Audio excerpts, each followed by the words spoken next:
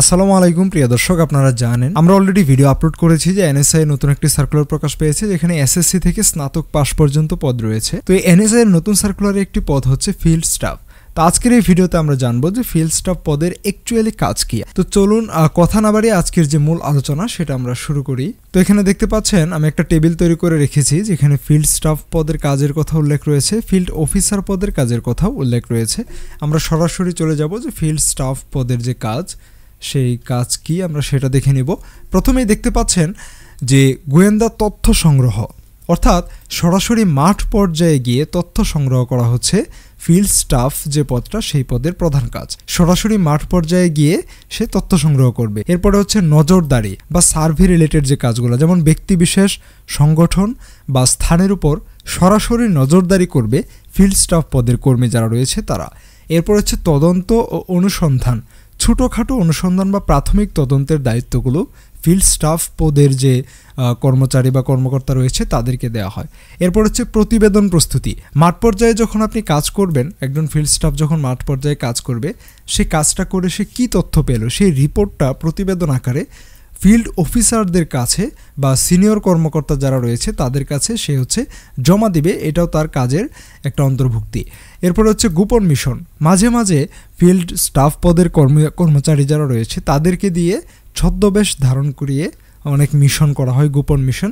এখানে দেখতে পাচ্ছেন ক্লিয়ার করে বলা হয়েছে ছদ্মবেশ ধারণ করে তথ্য সংগ্রহ করাও কিন্তু তাদের কাজের অন্তর্ভুক্ত। এরপরে রয়েছে নিরাপত্তা ঝুঁকি চিহ্নিতকরণ, সন্দেহভাজন কার্যকলাপ শনাক্ত করা, অর্থাৎ কোনো ব্যক্তি বা সংগঠনের এমন কোনো কার্যকলাপ যেটা আসলে সন্দেহ করার মতো, এই ধরনের কার্যকলাপ চিহ্নিত করে সে হচ্ছে সিনিয়র যারা রয়েছে তাদের কাছে রিপোর্ট করে। এরপর হচ্ছে আইন প্রয়োগকারী সংস্থার সাথে সমন্বয়, প্রয়োজন অনুসারে আইন প্রয়োগকারী সংস্থা যারা রয়েছে, বাংলাদেশ পুলিশ রয়েছে, এছাড়াও বিভিন্ন সংস্থা রয়েছে, তাদের কাছে আপনি তথ্যগুলো শেয়ার করবেন যেন তারা তাদের আইনটা প্রয়োগ করতে পারে, যে এই অপরাধটা আমি হচ্ছে তথ্য সংগ্রহ করতে পেরেছি, এখানে এই অপরাধ সংঘটিত হচ্ছে, আপনারা সেই অনুসারে আইন প্রয়োগ করুন, তাদেরকে গ্রেফতার বা তাদের বিরুদ্ধে যে কোনো ধরনের আইন, সরকারি বিধিনিষেধ অনুসারে যে আইন রয়েছে সেই আইন আপনারা প্রয়োগ করবেন।